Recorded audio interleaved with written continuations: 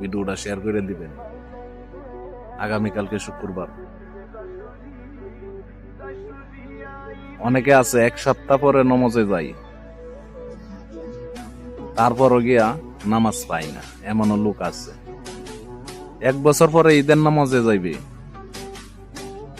নামাজটাকে ধরতে পারবে না, এমনও লোক আছে। এটা আল্লাহ তাআলার ওই খেলা। দুনিয়াটা একটা মেলা। ব্যস্ততা, কাজ কাম চিরস্থায়ী থাকবে। দুনিয়ার ভিতরে যতক্ষণ তাহি ততক্ষণই থাকবে। দুনিয়াতে মইরা যামু, কোনো কিছুই পাইব না।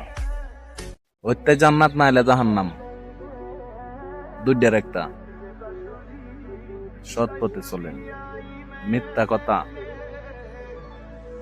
এড়িয়ে চলুন, সত্য কথা চালু করুন। নতুন বাংলাদেশ, নতুন কথা চালু করুন, সত্য কথা। মানুষ 90% আমি দেখি মিথ্যা কথা বলে। মিথ্যা কথা সফলতা পায় না। সৎ পথে চলে যারা, মিথ্যাবাদীর মেলের ভিতরে সত্য কথা বললে একটু কষ্ট হইতেই পারে, তাতে মনে কোনো কষ্ট নাই। সত্য কথাই বলি, মিথ্যা কথা বলি না। আলহামদুলিল্লাহ, আল্লাহ আমারে তৌফিক দিছে। আপনিও চেষ্টা করেন। ভালো মানুষ হওয়ার একটাই উপায়, সত্য কথা বলবেন।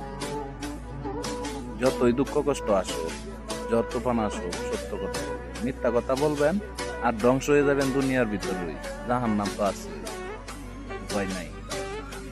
ভিডিওটা শেয়ার করে দিয়েন। আল্লাহ হাফেজ, ভালো থাকবেন।